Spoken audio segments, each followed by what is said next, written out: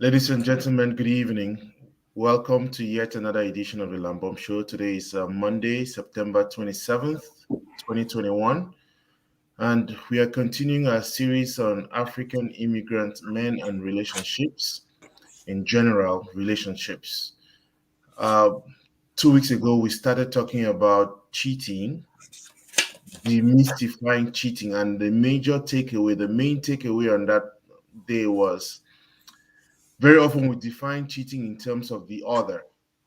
We have deprived somebody of something, we have done something to the other person, and forget that cheating is fundamentally something against oneself.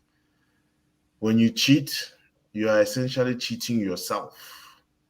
And we talked a lot about other things. I wanted to continue the conversation today and give more focus to some other aspects. We touched on why people cheat, why men cheat in general, but I would like us to really get down to that today. But more so, when somebody cheats, what is the response? How do we deal with it? How do we handle that? Our society is plagued today by an increasing rate of divorce. And very often, many people are going to justify that because of the escalating, I don't want to say rising numbers of people who are cheating. Cheating seems to have been there all the time. But let's focus on why people cheat, what to do when that misfortune, let me put it that way, when it happens, what leads people to even think about it. And Vicky, we talked about this last time. We focused on something. There is this belief that African men in particular have a passport to cheat. It's something that is in their DNA. To see a man who doesn't cheat is to see an exception. But I think that is a wrong mentality. That's it's problematic at every level. And if we have that kind of mindset, it's definitely going to affect how we come into a relationship, the things that we do, and we can even situate it within the context of polygamous relations, isn't it? Polygamy. But before I go on too long, welcome back. Thank you, Lambert. It's good to be here as always. Always a pleasure. Thank you. And I did not want to go on without apologizing. Last week you could not be on because you had an emergency, and I hope Madame is doing well. Hope she's feeling better now, and I can see you smiling. That's a good sign. But what's new? Let's talk about our famous thing. And we talked about demystifying cheating. You may want to give a background. You may want to, go back to what we did in order to build up for today. Sure, why not?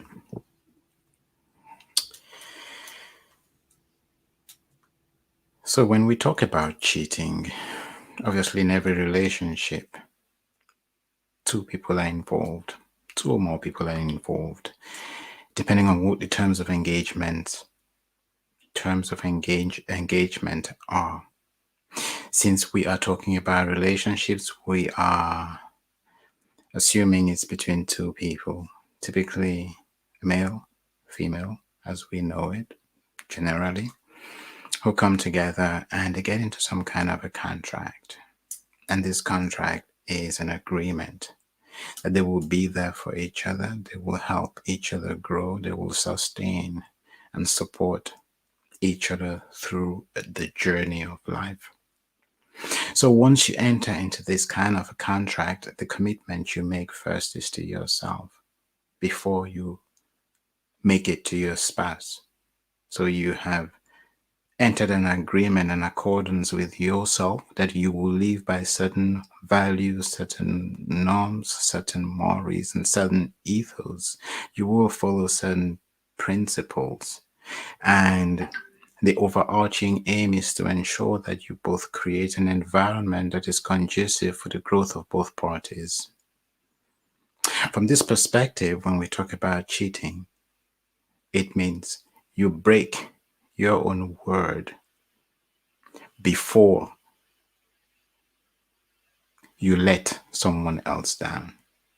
So that is the framework and the background or the foundation that we built upon last well, was that last week, last couple of weeks when we had the first session around cheating, and we will be picking up from there this week to see how far we get. Right. So again, I think that is counterintuitive, isn't it? When you say when in cheating you are breaking a commitment to yourself, because there are people who come into a relationship expecting that maybe this is a trial and error, so I may do a certain number of trials, and maybe after the errors, when I get to a committed relationship, I could be able to fix that.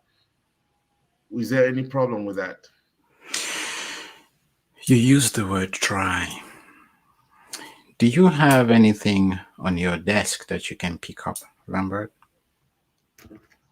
I have a pen. You have a pen. All right, try to pick up that pen. I just did. It's right here. Yes, I know you did, Lambert. What was the instruction? Try to pick up the pen. What did you do? I already picked it up before you even said Exactly. it.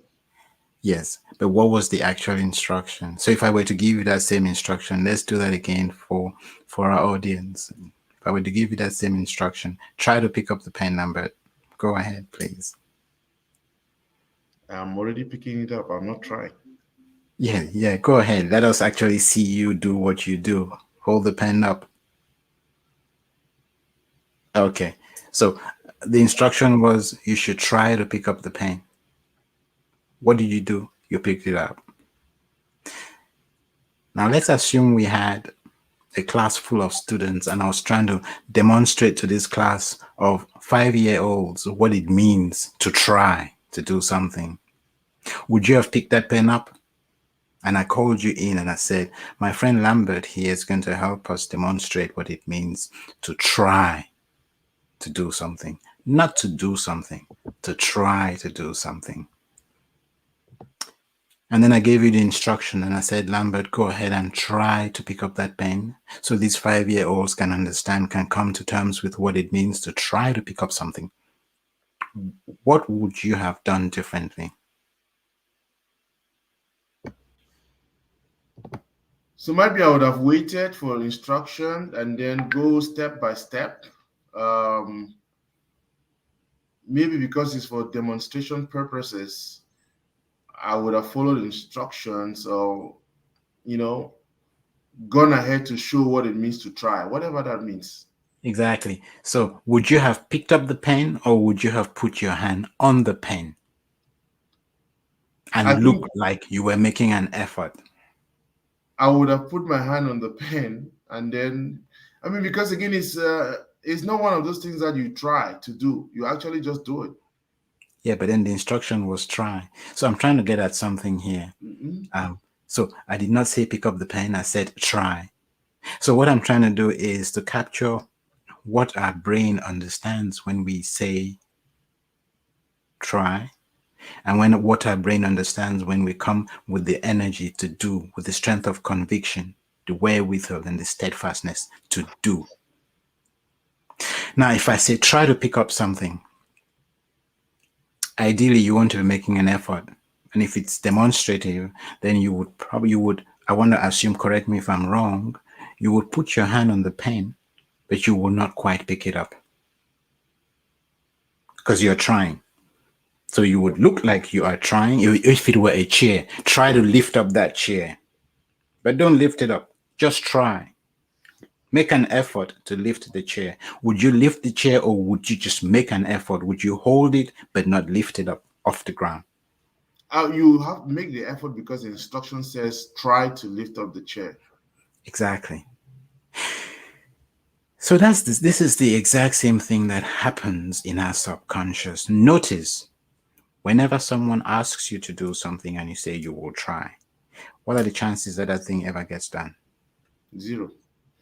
As opposed to when you say, I'll do it, what are the chances it gets done? 100%. Pretty much so. Maybe 98%. Unforeseen contingencies can sometimes prevent us from doing the things that we really would love to do. Is that a fair point, Lambert? Fair. Yeah, so Notice, therefore, that when you come into a relationship with this attitude of trying, you're already convinced that it's not going to work. So you're not fully committed. And one of the things that we've already said and agreed on here is that what you practice is what you become. So if you come into a place with self-doubt, don't forget it's not the other person you're doubting here. It is yourself that you are doubting. It is your self-doubt. It is your iniquities that you bring into this relationship, that you bring into this situationship. And these iniquities will be picked up by your partner, the person you are in the relationship with. Because you don't show up fully, they end up not showing up fully. So you have two people in a relationship who are not fully engaged in that relationship, who suspect one another's motives. And they may pick up their suspicions and not even realize, because these suspicions are running under the radar. And that usually is the first ingredient that marks an X on any relationship, kills it even before it has started. I just wanted to address the whole concept of coming to try to see what is going on. Why would you want to try? What mistakes are you looking to make? Is it mistakes that you're looking to make and correct and then fix? Or is it the other person's mistakes that you're looking for because you're insecure? So these are some of the things that we grapple with, and we don't realize that that's what we're doing. So you come into a relationship and you're looking for the flaws in the other person. You're looking for what it is about that other person that will actually serve as a self-fulfilling prophecy to you. Because deep down, you believe all men are a certain way. And so you create an environment to prove yourself right, so you can hold back and be who you have always been, which is the luggage and the baggage that you're bringing with you. You look for an excuse not to invest in the relationship. You look for an excuse not to be present, not to show up. And whatever we find, we will see. So those are some of the challenges that we face even before we've started a relationship. We set ourselves up for failure.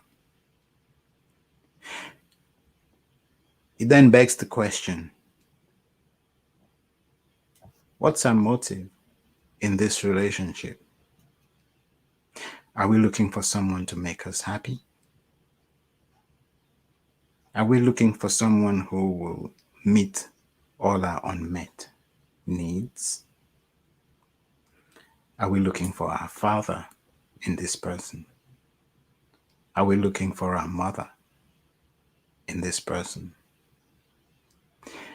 Are we looking to be pampered? Are we looking to be recognized? Are we looking to be lifted up? Are we looking to be worshipped? In other words, are we looking to receive, or are we looking to give? Obviously, if we come into a relationship and our main focus is to receive, it's a recipe for disaster. Because we're not making an effort to get to understand the other person and to meet them at their point of need. We're looking for them to understand us so they can prove themselves and meet us at our point of need. What are the chances these relationships will get anywhere? Especially when we come from a place where we've got friends who tell us, beware of men. You're the one living with the man in the house, or you're the one living with this woman, with this lady at home. Yet, you've got a cluster or a school of friends who tell you who she is and how you should behave towards her. They're on the fringes, you're on the pitch, but they're telling you what to do, and they're telling you what the different things that you see mean.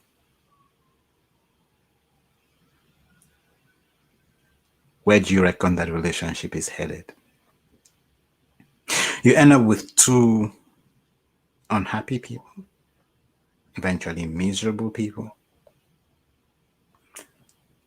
who, and I say this in a very caring way, with a lot of empathy, who deserve each other, because it means, and I go back a little to say that life is a mirror and it will reflect to us who we are, what stage we are at in our development through the filter of our engagements. And these engagements will always be relationships. Doesn't matter whether we're relating with ourselves, doesn't matter whether we are relating with the people around us, or whether we're relating with our career, our colleagues, our bosses. We will always be relating. It's about a relationship. And life will always reflect back to us who we are and where we are. When it does, it's up to us to decide whether we're up to the task to pick up the reins, make the right adjustments for the desired outcomes. If at all we have defined these outcomes, because you can't hit a target you have not set. Yeah, so BK, if I may, couple of points in there, and I wanted to just roll back that to say, in terms of the commitment in a relationship, and I'll come to the motive because it's very important. We have talked a lot about it in terms of expectations, isn't it? What do I expect from the other person? But we all come to relationships from a place of experience. Nobody comes into relationship, and maybe this is an overstatement, but a matured relationship with no experience. So our past is influencing us in many ways.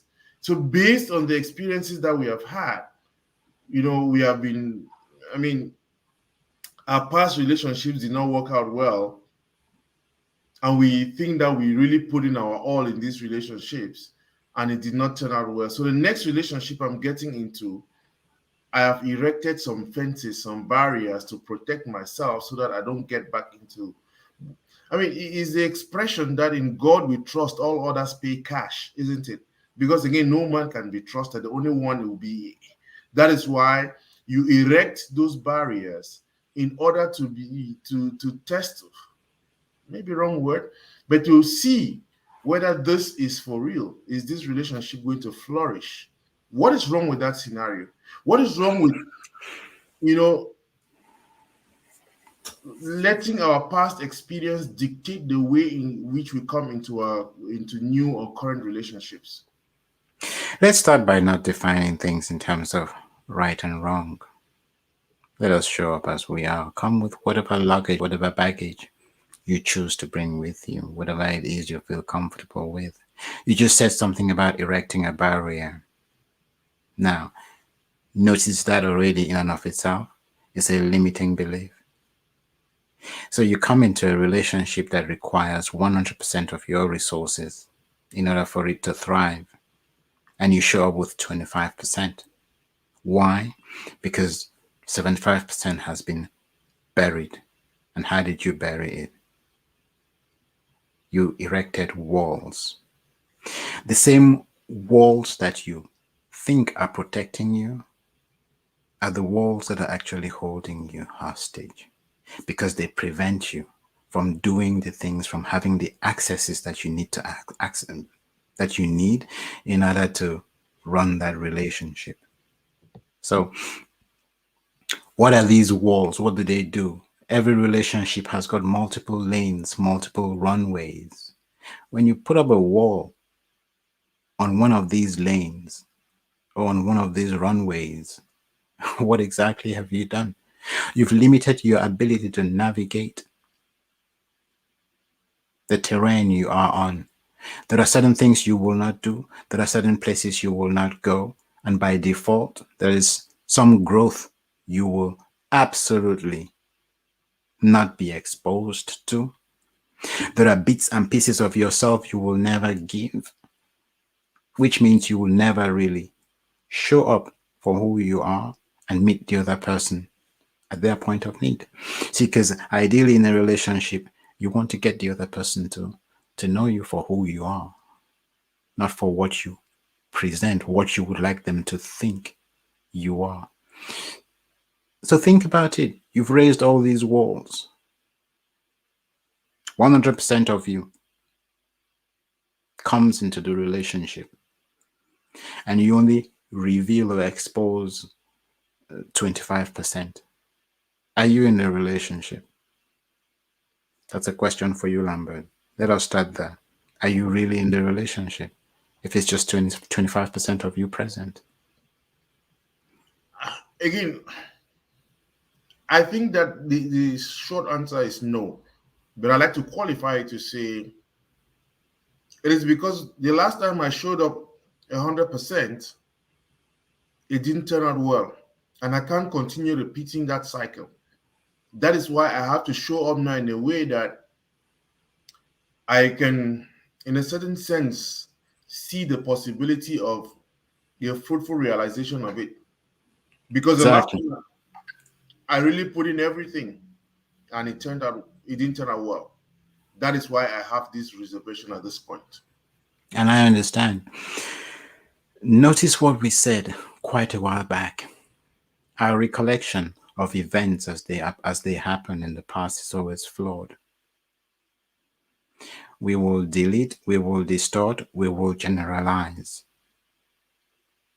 events and even our memories to suit references and our belief systems, to suit that which we have decided happened.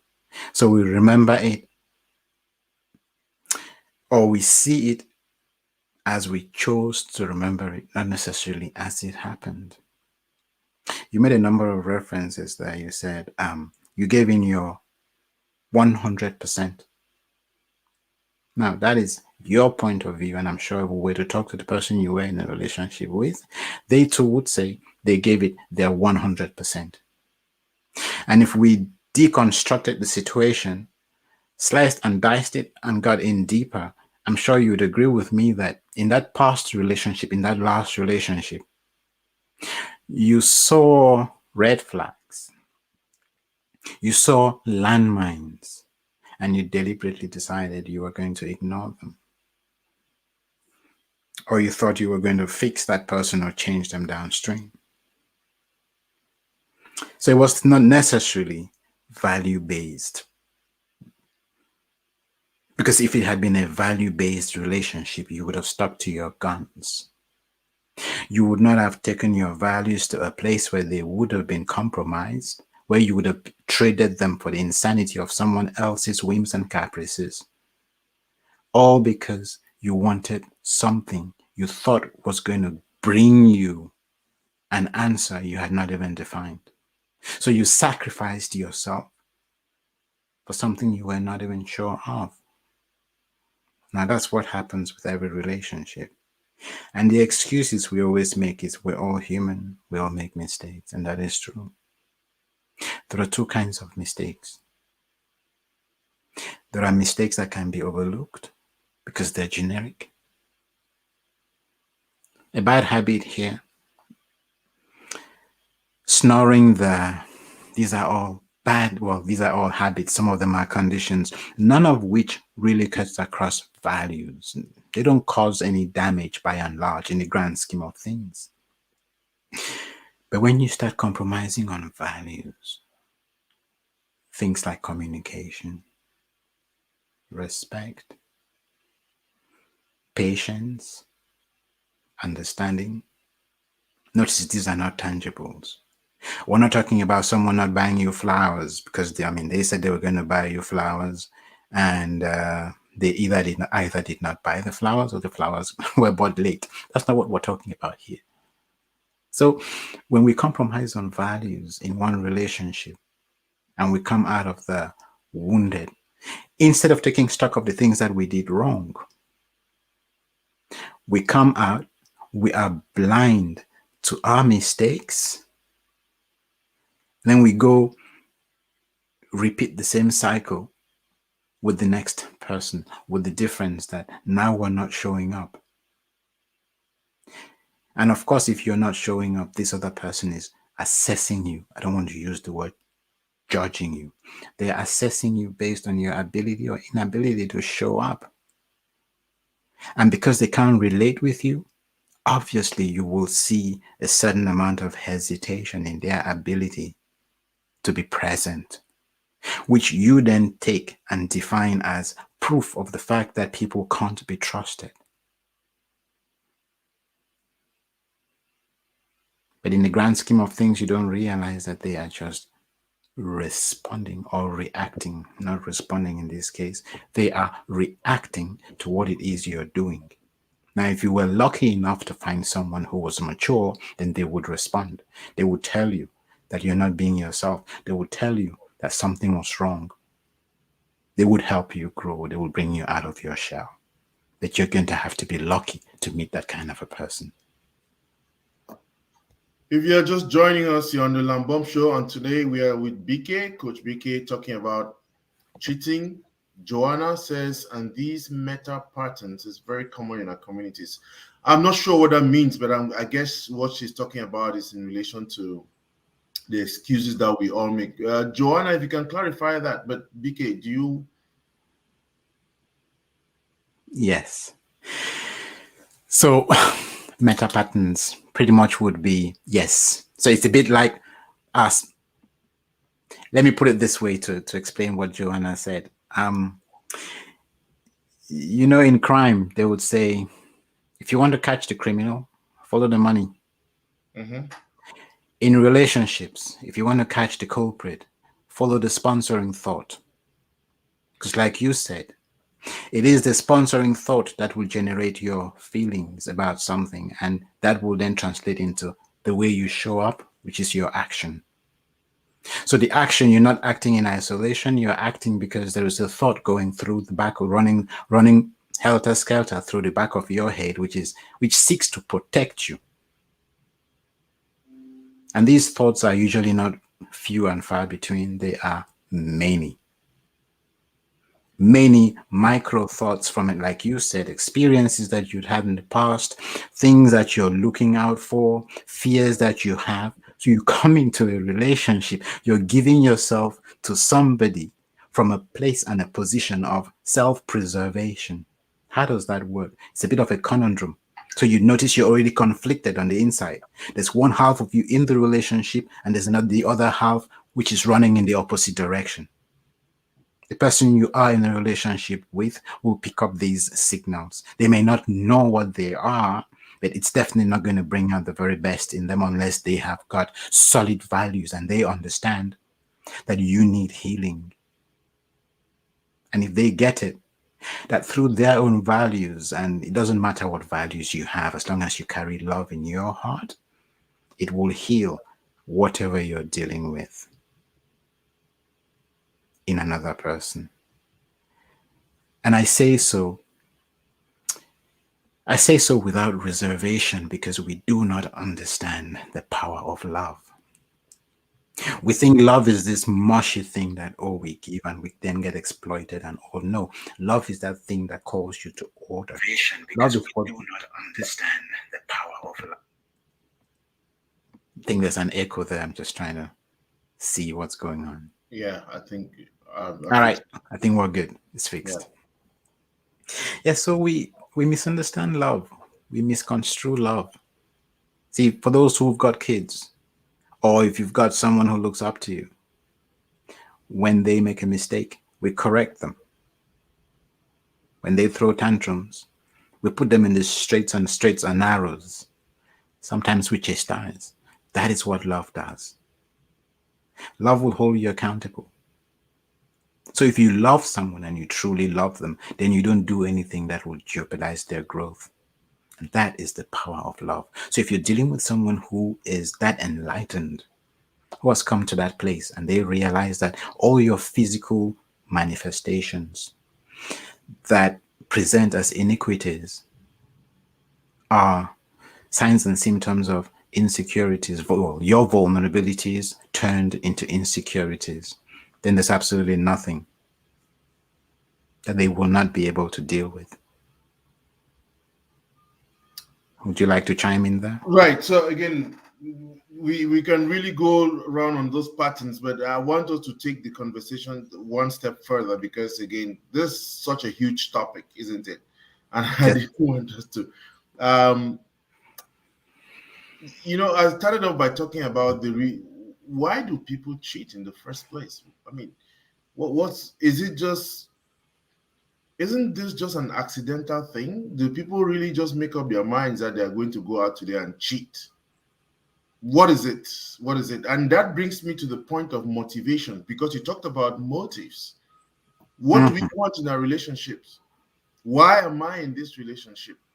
What is it that is keeping me in here? And if it's just someone, you need someone to make you happy, that's a recipe for disaster, isn't it? Someone, your father, your mother. I mean, I know you don't want us to use right and wrong here, or meeting our unmet needs. Yes. All that, you can take each of those, and once that is missing, it gives you room now to want to, because these days people say we don't want to be stuck in one place when we have a variety, isn't it? It's like you have a buffet and you go and you select one and you just focus on the one, which becomes, some people look at that as a problem. But why should this concept, the buffet concept, not work within the context of a relationship? And why do people actually cheat? What in your, I don't want to call it textbook definition, what is it that could cause people to cheat? Basic. Yes. So, in my opinion, based on the experience that I have had, and based on my journey, because we all are on a journey, and the question usually is, do we realize we're all on a journey of enlightenment, one that eventually gets us to a place where we self-actualize? Now, if we are on that journey, then we try to define what it is we're looking for in a relationship before we get into that relationship. And by definition, I don't mean cutting it down to the nitty gritty. I don't mean slicing and dicing it. No. For me, it would be generic. I want to ensure that when I get into this relationship, I'm creating an environment that is conducive for you and for me. Doesn't matter whether you're my friend, Lambert, or my spouse, Mary, or my boss, Harry. It doesn't matter who they are.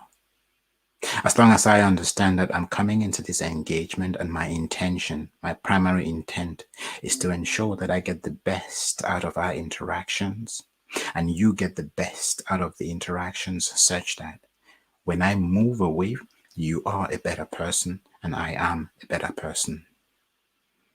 The problem is most people get into relationships and they have not defined what it is they want from that relationship. If you do not know what you want, it means you're looking for a moving target. It means you're hoping that something somewhere will satisfy you. You're looking to use someone's child to meet your needs. Needs which, incidentally, you have either not defined or you're not in tune with. That's what makes it particularly dangerous. See, because there are some. Now, it brings us to the whole topic of boundaries. When you don't know what your needs are, you don't define boundaries, you don't know how to set them, you don't know how to follow them. Personally, I do not believe in boundaries because I've got internal boundaries. If I go beyond, if I start walking to the brink of the precipice, I feel it in my soul. I know when I'm crossing onto the other side, I feel a certain resistance. So I don't set boundaries before I get to the boundary. See, because it's easy for us to say, this I will never do, this I will never say.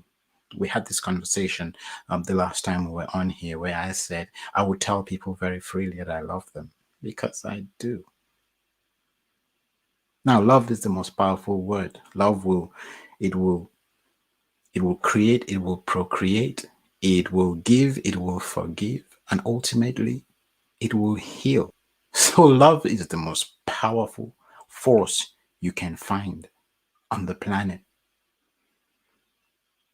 And I'm sure the devil is more than happy to colonize that word and make us all afraid of it, scared of it, not want to go anywhere near it because of the power that it carries and the potential that it has. So, where do we go from here? If you get into a relationship and you've not quite defined what it is you're looking for in that relationship, chances are you will not find it. Why do I say so? We're all very dynamic in nature. Our needs will change from time to time. Our dispositions will change. Our countenances will change. And as this happens, we rub our spouses or those we are in relationships with in different ways. Sometimes we rub them round the wrong way. Sometimes we rub them round the right way. And so there is this impulse or action and counteraction. Stimulus, response. There are all these exchanges which we have to make sense of. And that in and of itself becomes a minefield if we don't know where we're going. If I think you've got a role which I defined for you, which you're not even aware of, but I assess you based on my understanding of who you should be so that I can be comfortable. Going back to these meta, what's the word that Joanna used? Meta patterns. These meta patterns, exactly. And these are micro programs that we carry in our heads and we may not even realize that we do. So, what is the antidote to this? Communication. You see, because if I can communicate my feelings openly and freely to you, and you can communicate your feelings openly and freely with me, then we have a common ground for a conversation, for dialogue. So the one thing I can't stand in any situationship is someone who tells me I can't talk now, or you're going to have to wait for when I can talk because I'm just not in that place. That is the most egoistic and the most egotistical statement anybody can ever make, because you've just said you are more important than the connection. In a relationship, there is you, there is me, and there is the connection. The connection is what binds you and I, which means it is the thing that we should be taking care of. Because if that connection is not healthy, you and I will suffer. See, because whatever impurities I throw into that connection will affect you just as it would repercute and affect me as well. So there should never be a time when you are not in a place to talk, because the connection is more important than you. Just as that connection is more important than I am. And if we cannot subdue and subjugate our egos for the good of the connection, then we are in the wrong place. We're in the wrong gig. We're not ready for that commitment, and it's time we go back to the drawing board and decide where we really belong. Whether we want to be friends instead, or even so, acquaintances. Certainly not lovers. And in my case, it doesn't matter whether you are my spouse, my friend, an acquaintance, my boss, my colleague. See, because don't forget, these are just, all these terms represent the exact same thing. It's just different levels of granularity. How deep do you go with whom? That's what makes one different from the other. If you're an acquaintance, for instance, I'm not going to come into your life and say, oh, I think this you could do better. But if you're my friend, it becomes part of my responsibility to ensure that I don't see you going down the drain, going down a path that could be, well, going down a perilous path, and I say nothing. I don't expect you to do anything about it, but I would have pointed it out, and I'd be holding you accountable without trying to change you. And the only reason I would have or take the liberties to do that is because we share the same values. And you've made me understand that we share the same values. Because we share the same values, I can hold you accountable to those values. The reason I choose to expand this from the spousal scenario or situationship is because you first are a stranger. Then you become an acquaintance.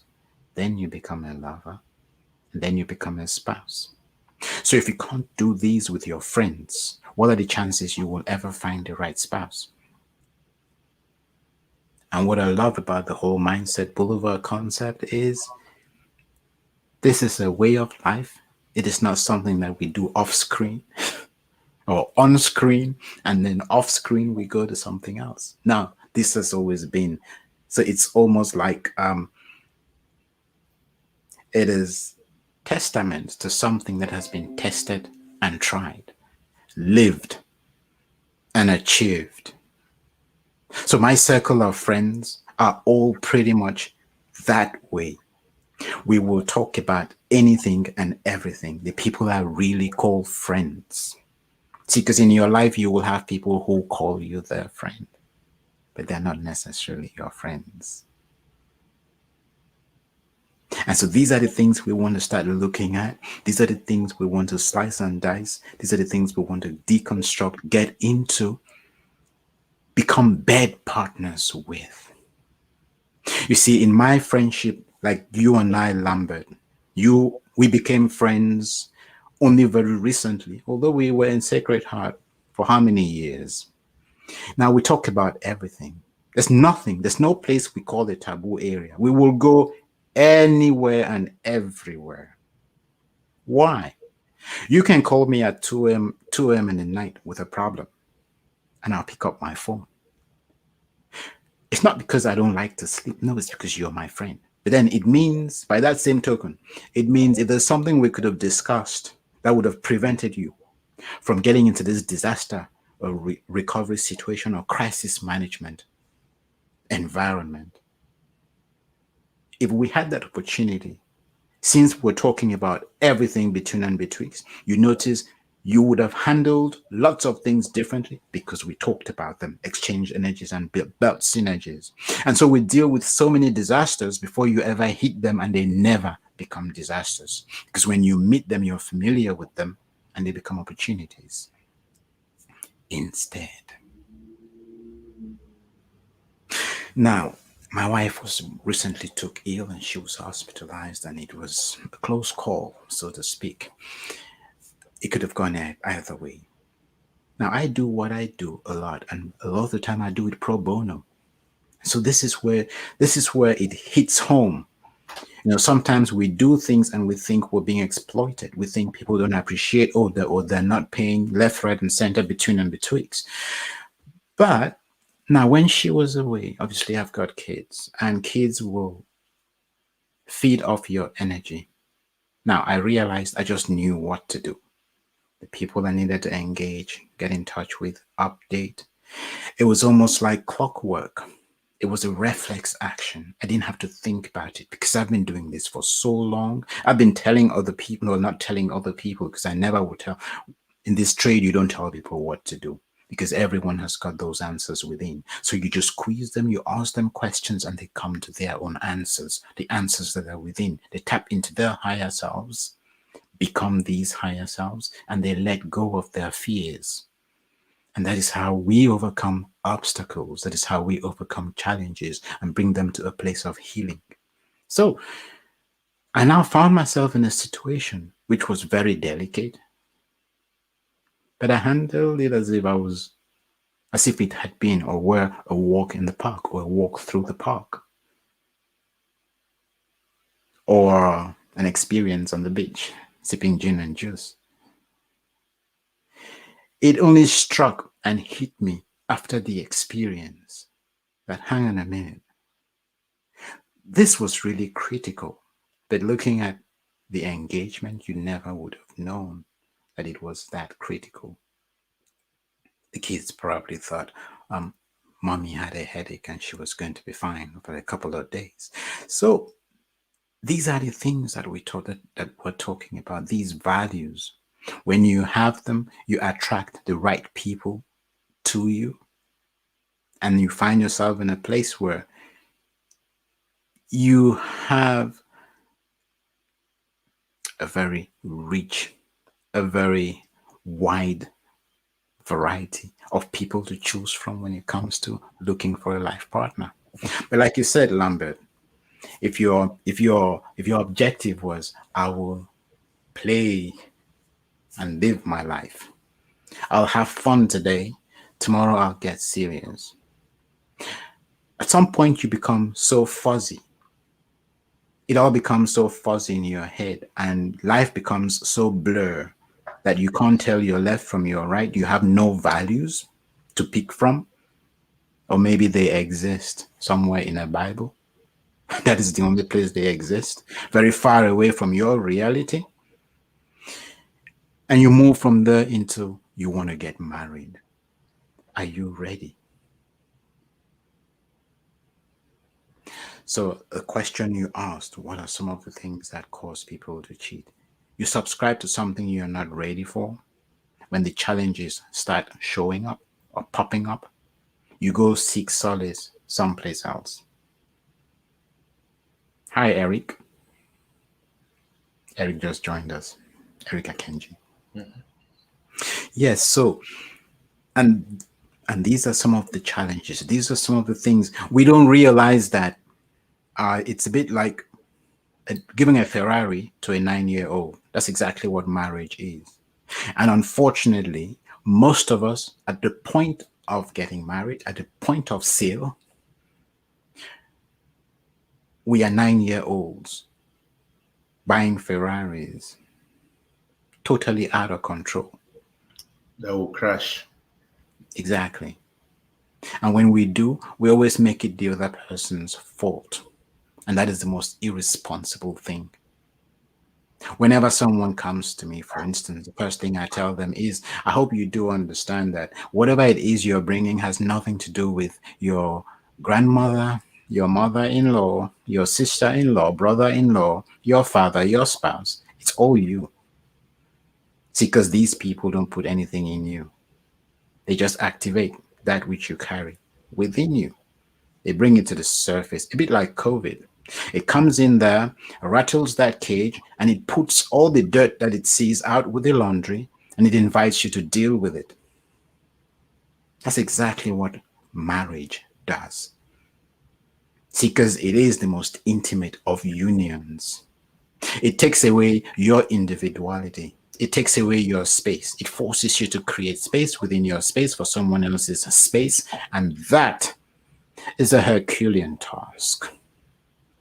Because we're all about my rights. No, when you get married, there's no such thing as my rights.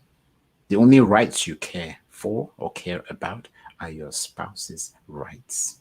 There's no such thing as your space. The only space you really care for is the connection. The connection takes precedent. And because you came back to that aspect, which is what I find very, very central to today's conversation. In every relationship, there are three things. You have both persons, and the third thing is the connection. And when we want to focus on each other, that may break the connection. And so we need to focus on that connection in order to let the relationship grow. And I think that essentially defines what cheating becomes in this context, because very often the danger, the temptation is we want to define cheating in terms of an actual sexual encounter that has taken place, isn't it? Many people want to think that is it, but it goes beyond that. Even just with the connection, once the connection is broken, it means there's That's some cheating. aspect of cheating. One Exactly. person, the person who broke that connection is cheating. And Correct. if it is the spouse, sorry, if it is the woman, she has started cheating. She has no business blaming the man for sleeping with someone else, and vice versa. Right. So again, I know that the intimacy, the fact of the sexual engagement is the end of a process that has begun long before you ever get there. And I Long think before that you get the problem we have is we often focus on the end of the process and we do not see how the entire spectrum, what has led that. And I love something that you just said here, which is about very often we want to blame the other person for being the one that has caused us to do this, isn't it? Oh, it's because of this, it's because of that. And I mean, I want to spend a little bit of time just talking about this because, again, working on making sure that our connections stay strong would prevent this breakdown. And the thing about communication, the thing about respect, the thing about, those values. What are the values that we bring? What are our values? Those are the values that make the connection. Without those values, you use the word there, I put it down, but it becomes a little fuzzy.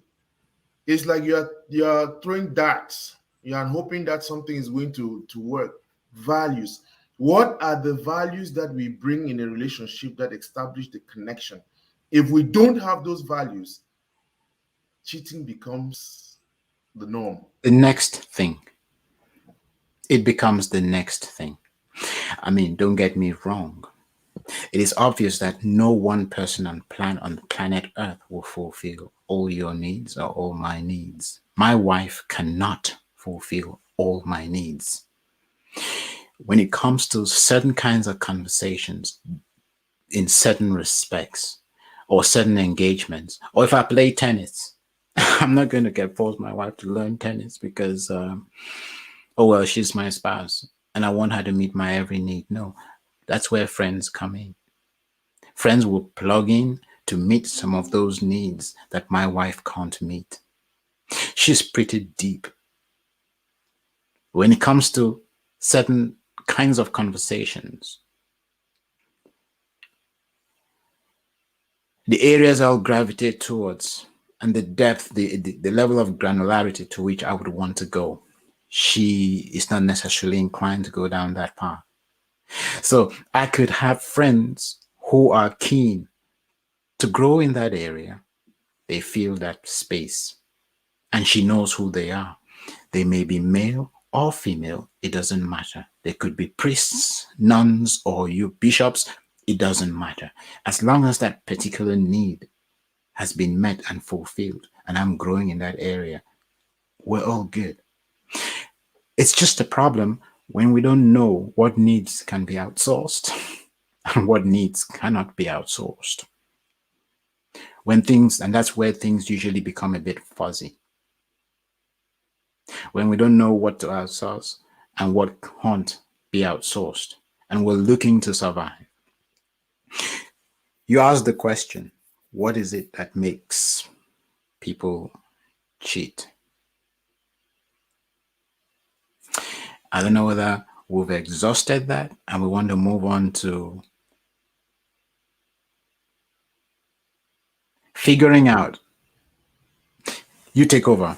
Yes. So again, I just think that before we move over to what to do in a situation where someone has cheated and how to deal with that situation, because it seems as if that is the crux also of divorce. Many people think that divorce solves the problem of cheating, but I think there's something else deeper than that. But because the danger here, looking at it, is that yes, we have established these values, but there are things that we should be avoiding in a relationship, isn't it? And I don't know what avoiding is the right word. I'm not the expert here. So what I'm trying to say is, you take the example of a couple, and the man is working somewhere else, and at his job he develops other relationships, and these relationships now, there has to be a connection, isn't it, for that relationship to survive. And when the primary relation you have, the connection you have with your spouse, is not prioritized over all other relations, you don't, to use your term, we don't know what to outsource. Invariably, you find yourself in a position where you become compromised, because in all of this, there needs to be a value system whereby you would do a prioritization to say, this is work, this is home. And the relationships I build at work cannot or should not be impeding the connection that I have at home. They should instead be enhancing the relationship that I have at home. So when a phone call is coming from work and you have to run to take the phone call outside the confines of the space you have with your loved one, that should already be a red flag for you, because it is impinging. There's something there that you are. And so I'm looking just for little instances where this thing is popping up, and how we as men should be able to deal with these things.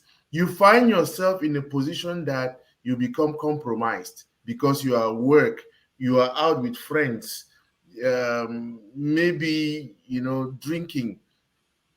These things eventually lead to other things, and I think the main takeaway from me is about how to prioritize your connection with your spouse, so that whatever comes in must fit in within that picture. How is this enhancing the connection, or how is this taking away the connection? Because if you become friends with your wife's friend, and now that's a second layer of connection, and you are more friendly to her friend than she is to the friend, already that's a red flag, isn't it? So I really wanted us to just put that layer down, because we can talk about instances, many things that push people. The main focus should be about what? Connectivity. How am I connected to my spouse? What are the Yeah, values that build up that chain? Call it the supply chain. So much yeah, so that I know now what to outsource and what to make sure that within that supply chain, that's the primary focus. absolutely. So you touched on so many points there. Let's start with work and then we'll come to wifey's friends, shall we? Absolutely. Okay. So I do not make a distinction when I meet people. Doesn't matter whether you may be a colleague. Now, don't forget, let's start by defining the differences. Let's start by articulating what the difference is between a colleague at work and a friend, and how challenging one is as compared to the other. You see, at work, there's a contract that you sign. It's almost like there's the terms of engagement. You know what you can and can't do. All the rules are very well defined in the workplace. In friendship, it's a lot harder because you have to determine what that contract is. And that's where we talk about these values, mores, ethos, principles, and the like. See, processes and procedures at work become values, ethos, mores, and principles when we are out of work. So there is no contract, there's no line under which you sign, there's no dotted line above which you sign when it comes to friendships. You have to determine what that contract is. And for the purposes of this conversation, you and I already defined that, Lambert. Unconditional love, discuss sacred things, push each other for growth with mutual respect, of course, without encroaching, without judging, and all of that. So these are the same parameters that for me would apply at work. And that would be for me, that's it. It's a general recommendation that I would make. Same parameters should apply at work. See, because sometimes you get to make best friends at work. Is it because someone is a friend or a colleague that they will never transition to a friend, a good friend, and an amazing friend? Obviously, I don't do best friends. It's all a function of I'm not accessible to anyone who can't subscribe to these values. It's almost like a gatekeeper. Call me a coward, and that's my own wall. It's a very accessible wall because it is open. You have to have an open heart in order to engage with me as a friend. It's as simple as that. And when I realize that you share those values, the next person you get to meet, greet, and embrace is my spouse. And I'll tell you, especially if you're female, you need to meet my wife. You will love her. And I can assure you, when you meet this woman, I will become the third best thing. In fact, I may lose my spot on your radar completely because she's this amazing woman. Now, it doesn't matter how close I am to you. You already know where my allegiances are. And for me, it is of paramount importance that my relationship with you empowers you to be a better person. You may be married or you may be single. If you are single and I'm holding you down to me, what am I doing to you and your future? So these are the things that I need to be cognizant of and I take full responsibility of. It becomes my responsibility to ensure that I'm creating an environment that will sustain you, an environment that will be conducive to and for your growth, an environment that's going to support you to be able to do whatever it is you're doing in and out of work. And if it's a relationship, then hey, we get to the point where you actually come over for dinner and it's not a problem. I'll call you sweetheart in front of my wife. But we know exactly what that means. It simply means you're embraced. It doesn't go beyond that. Why do I say this? See, because freedom of expression is a very important thing. Trust, ensuring that there is no jealousy.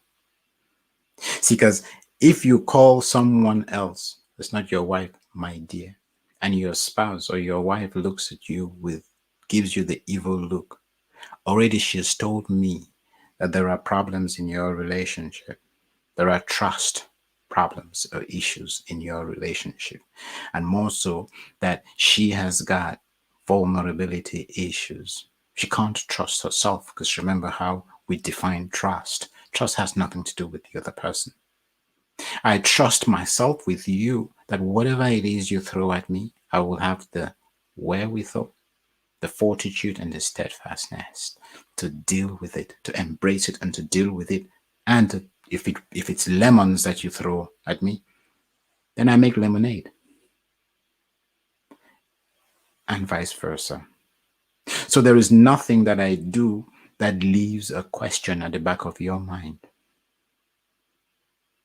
And for me, that would be the most important of things. So we just talked about colleagues, but then I moved from there. I took the same colleague and I turned them into a friend, and then I completed the conversation.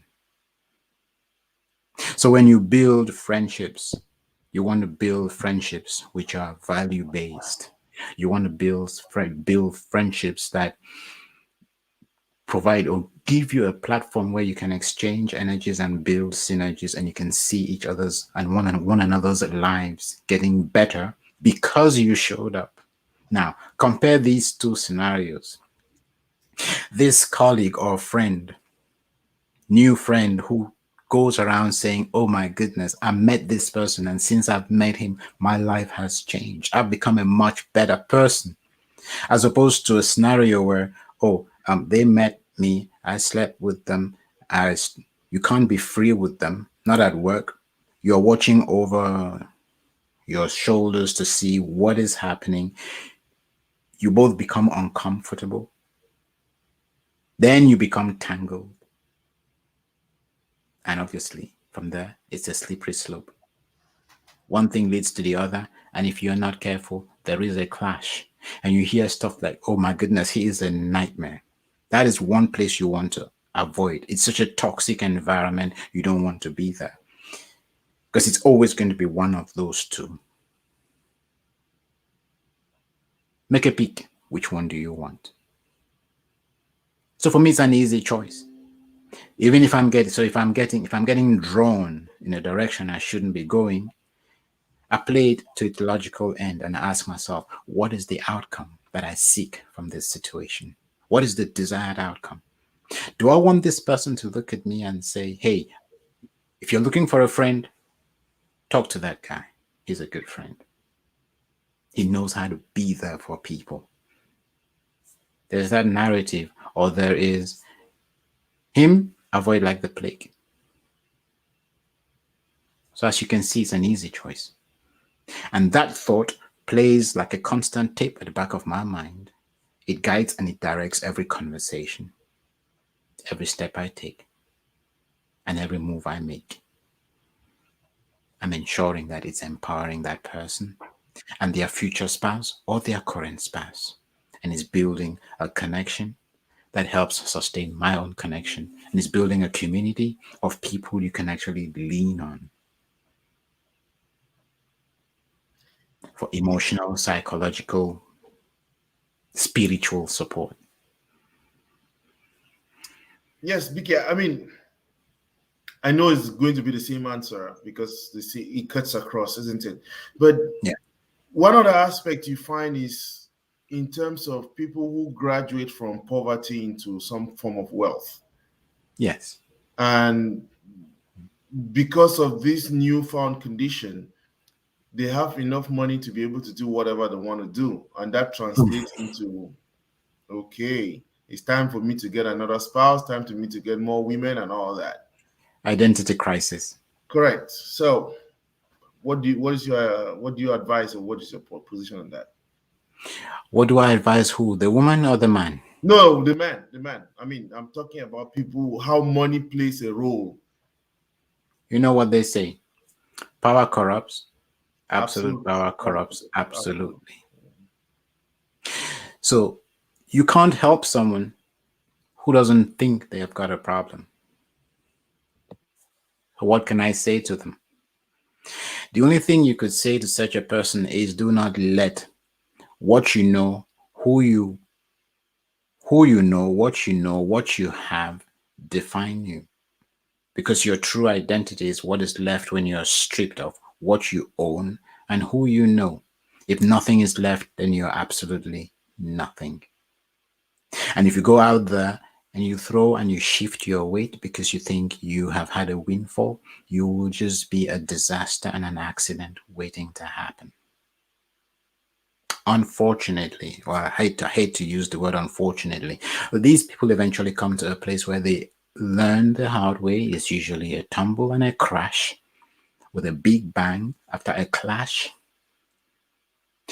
or they meet true love and the person they love humbles them and puts them back in the straight and narrows. Because love will do amazing things, especially if they fall into the hands of the right woman. You see, because there's this thing about energy and synergy. Man can be stronger than woman physically or physiologically, but because woman is man's weakness, that makes woman stronger than man. Because all she needs to do is control and direct that energy. And that's what usually happens from the get go. You have this man who's opening the door, rolling himself out as a carpet for her to move all over him. And then at some point in the relationship, there's a role reversal of sorts, and he's treating her like dirt. So it beggars belief what went wrong. Again, this is just to articulate and to highlight the power that women have that they sometimes misunderstand or underestimate. And it's important that, well, that's the subject matter for another debate, but we'll come to that someday. But yes, that'll be my advice to that man. And my advice, obviously, we need to have a meeting to redefine marriage in our times. Marilyn, okay. Can we go to the first question? I mean, this ties into that, so that I mean, Yeah. I just, Okay. There's a lot of confusion out here in the West, in our community. We need to raise our kids differently with different expectations for marriage.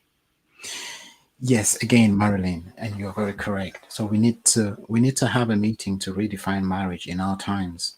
I guess marriage has never really changed. We have misconstrued it. We have taken it. We've given it all kinds of meanings to suit our whims and caprices and to suit the insanity. I was going to say to suit the insanity of our whims and caprices. Marriage never really changed over time. What changed was the meaning we gave it. Because see, marriage is it's a contract between two people who decide that they'll be vulnerable with and to each other, and that through their vulnerabilities they will empower, complement, and strengthen each other as they walk through life to their final destinations. They won't be perfect, but because they trust themselves with each other, they will make the necessary adjustments for desired outcome as they journey and hopefully take others who are on a similar path with them. Two people get married because that is the most difficult configuration for growth. See, because with friends, you can always take a break. With your siblings, you can be living in the same house, but if you fall out There is distance. You're in separate rooms and all of that. With your spouse, guess what? Even if you fall out, you're sleeping in the same bed, which means the scope for you to have your personal space or to run away from the problem is reduced. It shrinks ever so much, not slightly. And so you realize you're going to have to deal with the issue. You have two options: deal with the issue or deal with the issue, because you're all in the same space all the time, unless you start avoiding each other, which then begs the question, what are you doing with each other? So marriage is an institution and a very powerful one at that. We usually make it about our spouse. We forget that it has nothing to do with our spouse. While our spouse is a very important entity in that configuration, no, it's all about me and how I am growing in that space to take care, to be able to take care of my spouse. So she becomes the trigger, and she will bring out all my weaknesses and iniquities and my deficiencies. And the challenge is for me to man up, accept that these are the things I'm struggling with, seek the help that I need, and she will be that help, because usually you will get married to someone who compliments you. I will learn to acknowledge her strengths, bow to those strengths, let her lead, obviously invite her to lead in the areas where she is stronger if she doesn't pick up the reins to do so. Encourage her to tell me when I'm wrong there and then, not wait for me to calm down or for me to cool off or for me to be in a better mood. Because if I'm in a better mood, it doesn't matter what it is she's trying to tell me, I probably will be able to articulate it by far better than she could or ever would. So she would be preaching to the choir. No, you want to tell me I'm messing up when I'm messing up. If you can reach me at that particular point in time, then you know that we're going to make a change. The next time it won't happen that way. And I need to be man enough to be able to encourage her to do that, to actually call me out. See, because if she waits for when I'm in a good place, then guess what?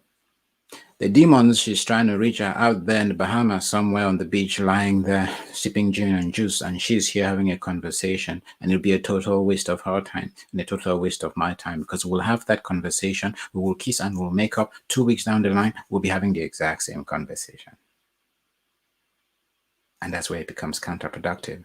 And then before long, Marilyn, I'm sure you would know this. If you've heard it, I'm sure it doesn't happen to you, but I bet it happens to your friends. You hear, oh, it's the same thing over and over, same conversations. He keeps saying he's sorry.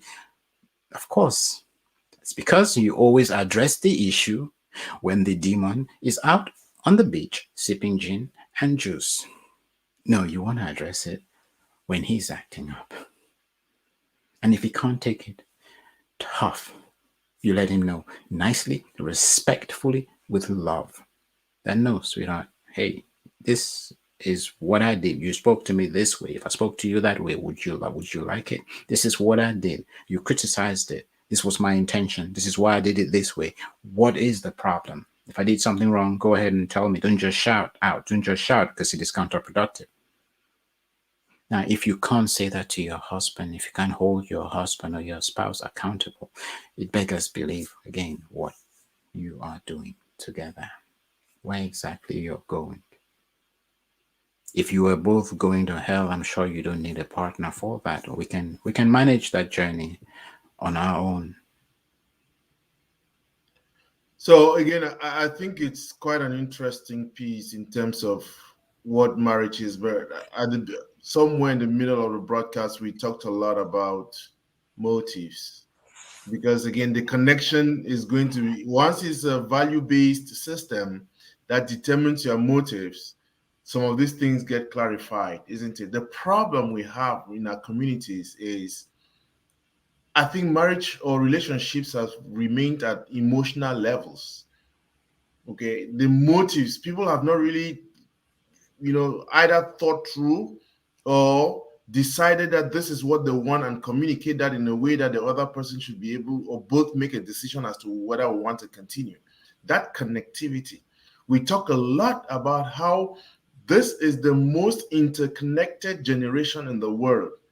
But I can also say that we are the most pitiful when it comes to building on that connectivity, because the value system, that is what the cheating is about. We sacrifice our values. We no longer concentrate on that connectivity. And once that is done, that is the cheating that has begun and is going to take on various forms. But BK, let's, in the few minutes that we have left, because I want to, let's do 15 more. Let's talk about, now you are confronted, you are faced with the reality of a cheating spouse. How do you handle that? Before we do that, Okay. yeah, before we do that, let me just talk on. I just want to piggyback on what you said. The fact that we're the most interconnected generation for, well, since time immemorial, yet we are so far away from everything that has to do with connectivity. We connect, we don't relate. And you mentioned everything has become so emotional. I would add to that to say everything has become so physical.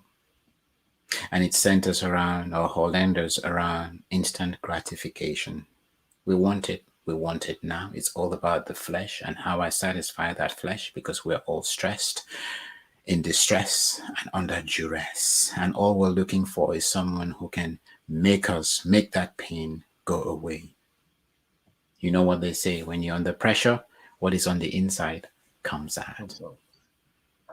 And if it means it's a listening ear, we talked about this already at length, so I'm not going to belabor. I'm not going to go back to belabor the obvious. Let's move on to, how do you deal with cheating? All right, so he has cheated. I always say that in crime, they'll tell you, if you want to catch the criminals, follow the money. When a relationship goes wrong, if you want to find a culprit, follow the sponsoring thought. But how do you track and trace that sponsoring thought? Start with self-examination. What did I do to create an environment for this to happen in? And it's possible you didn't do anything that you know of. And start examining. Take an x-ray of your relationship. How are you doing in terms of the connection that you have with your spouse? What, if anything, do you do together? Apart from quarrel and tell each other how useless you are, or the other person is, or how not good enough the other person is, or how, if only they did this, they would measure up to the man you thought you married. See, because sometimes we think that criticism is a way of encouragement. Nobody really wants to be criticized. How have you handled conflicts in the past? How did you predispose to this situation? Now, when you do all of that and you don't find anything, see, the one thing you want to resist, or no, I don't want, it's hard, you can't resist, because what you resist will persist, and what you fight will fight back. So the one thing you want to remember is that it's nothing to do with you. You're a beautiful woman. You're smart, you're intelligent. If you were not all those things put together and some, he would not have married you. So remember that. Do not second guess yourself. Don't go there. It's bad for business, any kind of business. Keep your self-esteem. There's nothing that I can do to demean you. There's nothing that I can do to reduce you, to make you less than who you are. And if I do that, then all you would have done at that point is you would have sunk to the level you actually are at. And everything you were before then was pretense. No, you don't reduce your standards. You don't drop below your standards because I did something stupid. I did something stupid. I'm the one with the problem. I'm the one who needs help. I can be the one with the problem and you're the one in pain and suffering when I'm the one who needs help. How does that add up? I'm sure you agree. I'm sure you would agree with me that this that equation is skewed. So now that we both agree that equation is skewed, the next thing you want to look at is, okay, don't forget the focus is how can I salvage this situation? Because any man who cheats has just put out an SOS, and that's a cry for help. If he wanted to leave you, he would have left you. If he's still there, it's because he's going through something which we can't excuse. It's inexcusable. Far from it. Can't be excused. Can't even be condoned. Shouting as loud as we can over the top of the mountain, at the top of our voices, for everyone to hear, it's not going to make that situation any better than it already is. It'll make it worse for sure, which means you just made your journey that much harder.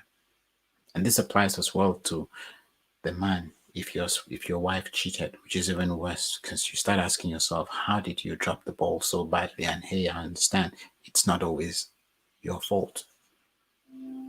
And by the way, we don't do fault here. We just do adjusting for desired outcome, because once we get into a scenario where we're pointing fingers, it's the beginning of that recipe for disaster. It only ends one way. It heads for the rocks. Next thing, your friends. Listen very keenly for every friend who tells you, ditch him, divorce him, separate, don't listen to anything. Show him that you are not, a pushover. Those are not your friends. I say this with a very heavy heart. But yes, sweetheart, those are not your friends. Anyone who will encourage you to break your marriage without a fight, especially if you're dealing with a man who's not abusive. Listen, thank them for their advice, and walk out of there remembering who you should not be friends with, because these people are using your marriage platform as a battlefield for their grievances. I will say this again. Maybe you didn't hear me the first time. These so-called friends are using your marriage premises or marriage environment as a battleground for their unresolved challenges. They could be punishing their own husband through the filter and handle of your husband. See, because nobody would want to see anybody miserable. And if they've gone beyond that point where they don't see this as something that can be resolved, something that is even worth salvaging, then you're not particularly dealing with friends. Moving on from there, like I said, you follow the sponsoring thought in your mind. Now, follow the who. Who did he cheat with? And it could give you an idea. Who is he cheating with? Is it a repeat offense? Is he a repeat offender? Then you may just be dealing with someone who has got an addiction and truly needs help. Because if I'm addicted to cigarettes, you telling me and asking me not to smoke, it's not exactly going to cut it. I'm sure you would agree with me. It's something that needs to be handled delicately if it has become an addiction. Yes, it may be something that you discover down the line. It's not the sort of thing people will own up to. Say, hey, by the way, sweetheart, I've got this addiction. I sleep around. I've really been trying to work on this, and I'm struggling. But I promise I will do everything I can to. That's not the kind of conversation people will volunteer. I'm sure we all agree. But if it happens, so it has happened. What is his attitude? Is he repentant? Is he remorseful? Okay, I hope he doesn't call it an accident. Sorry, it was an accident, because that's a bit. My small brain is going to struggle to understand how that accident happened. He slid, he fell, and then, okay, good, let's not go there. But again, it just shows you what confusion will do to people in different situations. What is he doing about it? Is he willing to talk about it? Is he open about it? And is he willing to work towards an accommodation? Now, I said, look at the person he cheats with. If it is someone who is, from a status perspective, lower than you on the hierarchical chain, career-wise, there are inferences to be made. I mean, you can't demean any career, but hey, if you are the CEO of an organization and she is a hairdresser, clearly there is a big difference between educational levels and or whatnot, academically speaking, and well, obviously values in this particular case as well. If something like that is happening, then again, it gives you cues. He may not have been validated. He may not have felt needed by you. And so the natural tendency is to gravitate towards someone who validates him, someone who makes him feel needed, someone who makes him feel important. Now, this may typically be a scenario where you've got a higher earning capacity than he has. And so he's vulnerable just by virtue of the fact that, hey, he's supposed to be the man in the house and you're the fixer in the house. You're the one calling the shots. And he doesn't feel like he can say anything to you because, hey, you literally called the shots. And you're doing all of that thinking you're sacrificing for this man to ensure that you're all comfortable and you're this go-getter woman who doesn't compromise on her values, puts things in the straights and narrows.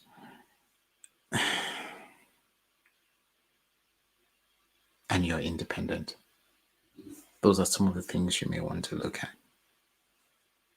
before you jump into a frenzy. So don't think I'm taking away from you your birthright, God-given right to exercise your power to wrath. I'm not doing that. I'm just saying be slow to that wrath and you'll gain a lot more respect.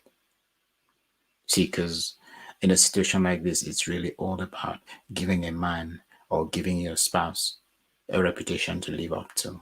The way you handle yourself, you put out a certain energy, a certain frequency, and a certain wavelength that is contagious. And when you're that person and you remain that person and you hold yourself a certain way, your light will shine so bright. He will want to be that light. He will want to be a reflection of that light.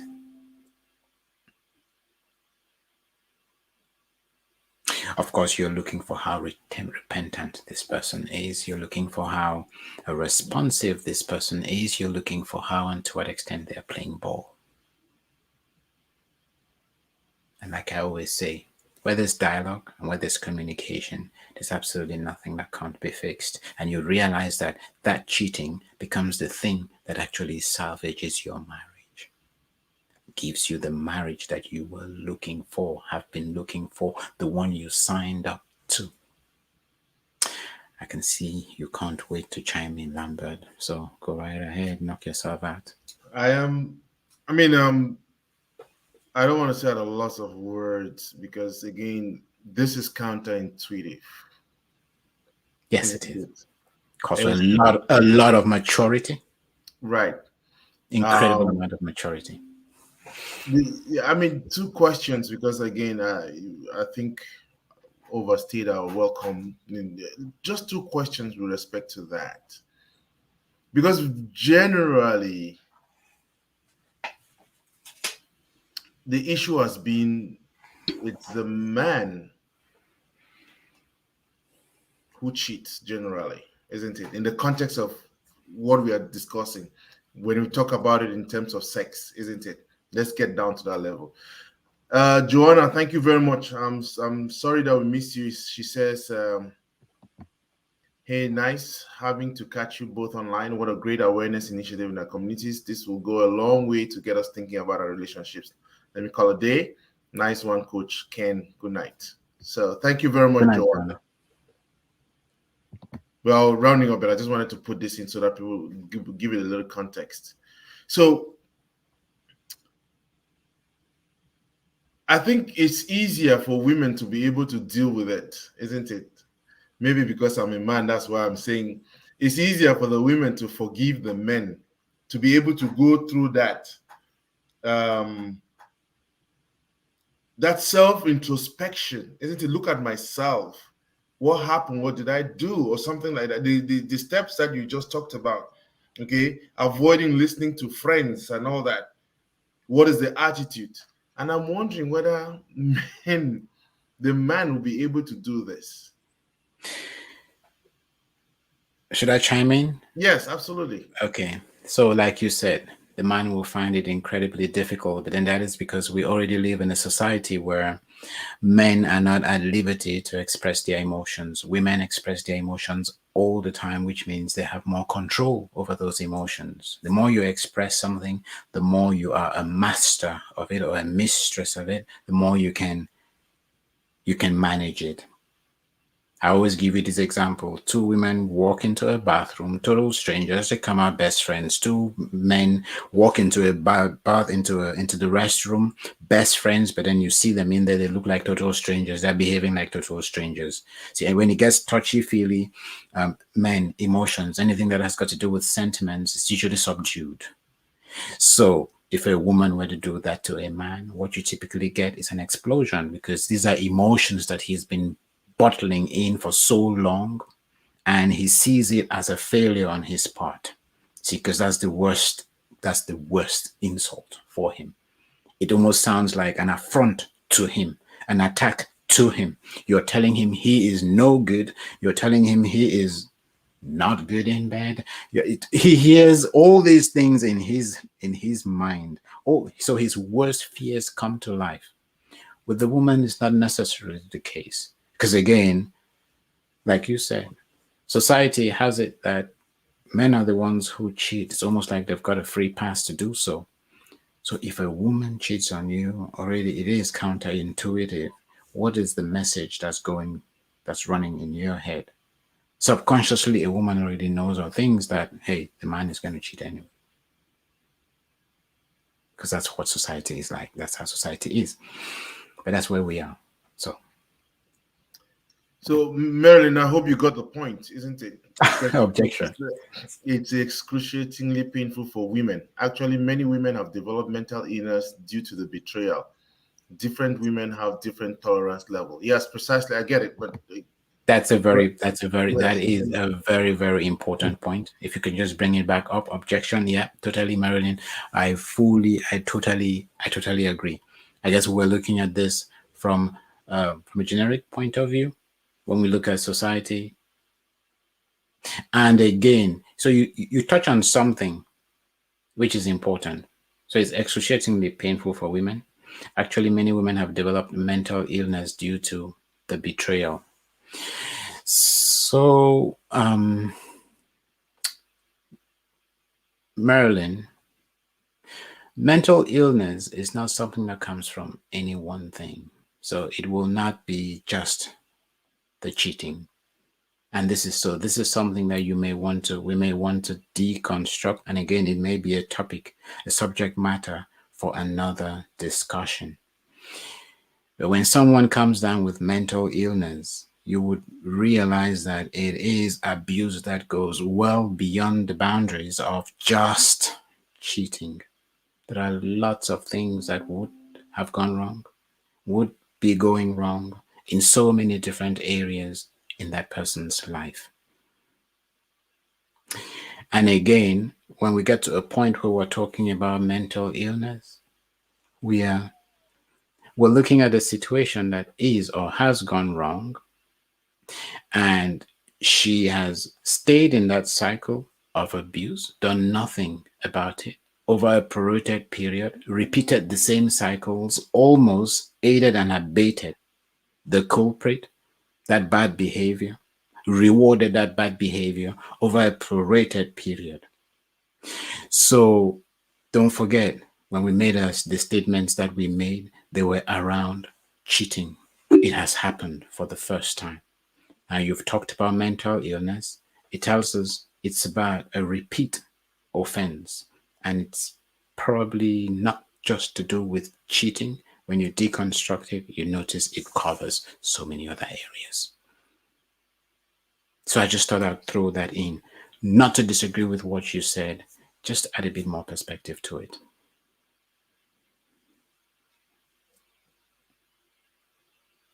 Lambert, you're on mute. I may just add to this that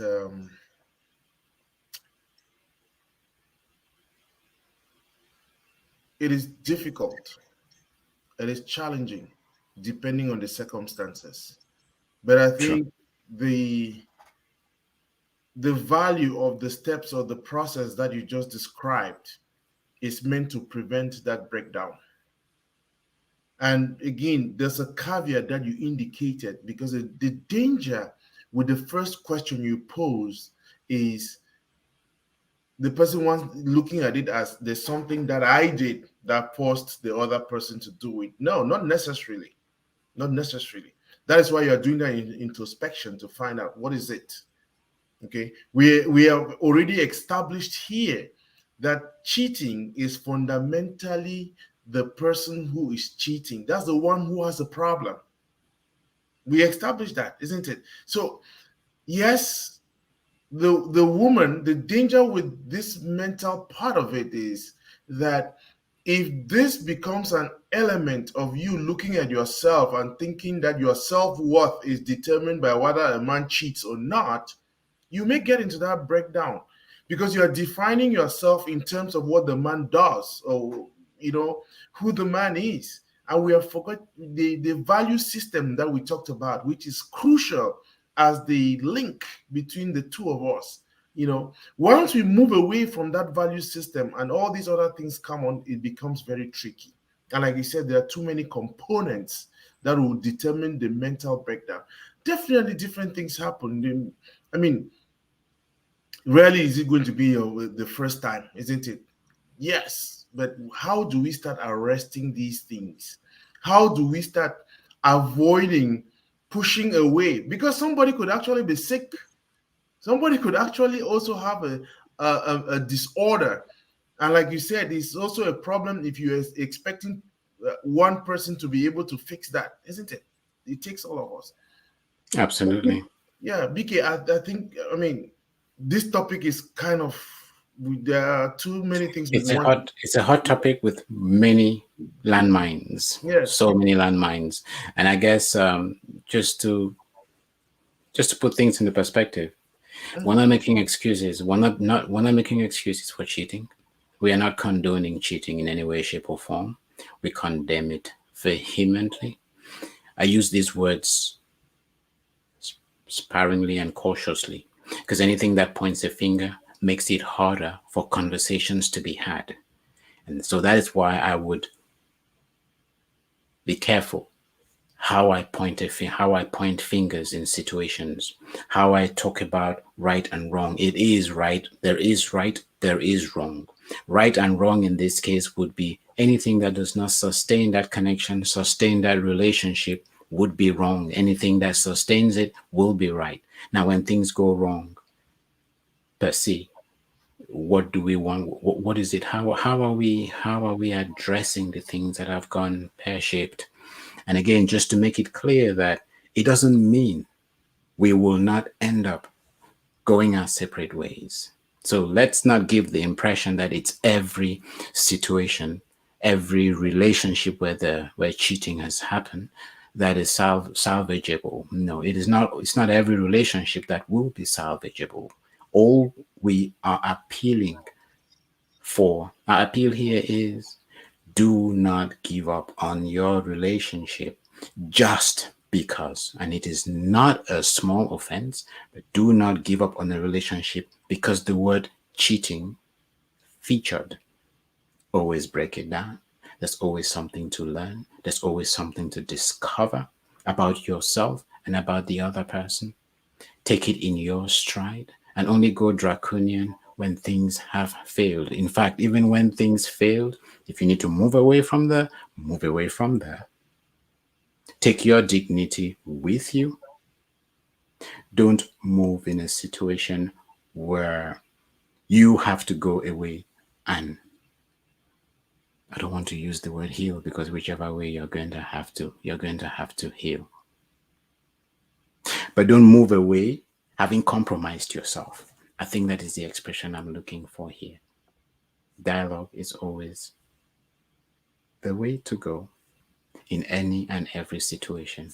Communication is always the way to go in any and every situation. Over to you, Lambert.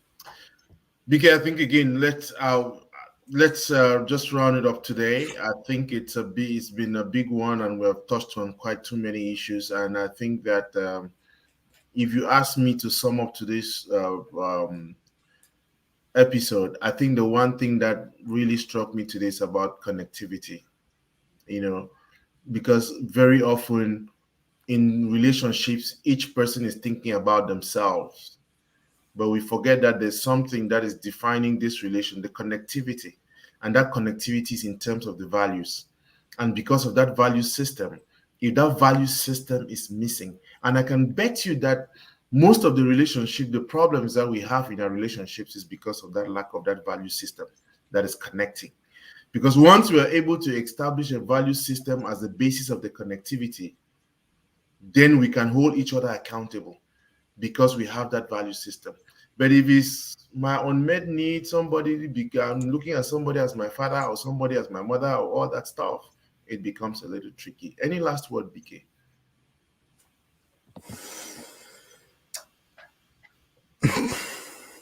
I think you summed it up beautifully. And as with everything else that we've talked about in the past, I think our aim here is to ensure that we empower ourselves, empower our community, get people to a place where they prioritize the right things in relationships, relating with self, relating with the people around us, and obviously relating with our communities and building these relationships on the right values so that we can set foundations which we can eventually hand over to posterity to keep whatever it is we're doing here going. As someone already said, there are certain things that need to be redefined, especially within the context of marriage. And if we can get those bits and pieces right and salvage the family, which is the smallest unit of society, then we start that race on a very good footing. And with that, I'd say, with not much ado, I would say once we do that, we're good. Thank you, Lambert.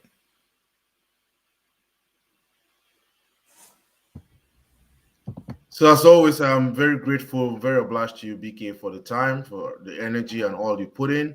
And for those of you who want to continue the conversations beyond this platform, we have mindsetboulevard.com. Marilyn has been trying to connect on Mindset Boulevard. So go in there and do a friend request or something. Is that the way it goes, BK? Yes. So is she connecting on Facebook or on Mindset on the actual website? I'm not sure, but I'll find that out because she's indicated that. So again, it's just for Okay. if you are looking for ways of continuing the conversation beyond this platform, get onto mindsetboulevard.com. Mindsetboulevard.com. So she says the actual website. So get in Okay. there. And I really wanted to make an appeal because I think that part of the problem we have had with our show is outreach. I think we need to get that part because again, these are conversations that need our community to be plugged in. And so I want to encourage people, get others coming, sign up on our sites. We don't charge anything here, isn't it? They're all free. Okay. So let's build this community. Let's build it. And we'll try as much as possible. For a long time, we're consistent on Mondays. We have had our shows on Mondays since January. We missed a couple for some reason. But we can promise that we'll be here on Mondays to talk about this particular issue, African men, our relationships, and how we can improve on them and make them better. Until then, I'll see you all next Monday. Yes. Okay. Yeah, Lambert. Mm-hmm. Yeah, I just wanted to say to Marilyn, for the website, I believe the blog page, which will be the subscription area, is still under construction. But you, sorry, if you go to Mindset Boulevard on Facebook, there's the Mindset Boulevard Lounge. You can subscribe to that one, and we will let you in. Hope you heard me. Right, Lambert. Sorry about that. No, good. So you want to check that out on the Mindset Boulevard, isn't it? Exactly. That's on Facebook. Facebook, right? Facebook has got Mindset Boulevard. It's got Mindset Boulevard Lounge. Yeah. Good. So, okay. This week I have a couple of events coming up. Wednesday I'm going to have my regular conversations with Sir Okpa. Then I'm going to sit down with the new president of a National Veterans Tournament in America. They say it's the greatest Cameroonian event outside Cameroon. I don't know how that is true, on Saturday. But for our show, our normal Monday show, will be back on set next week. Thank you all for staying with us. Enjoy the week. And thank you, BK. Bring our regards to Madame and hope she gets better. She's fine. Yeah. Thank you.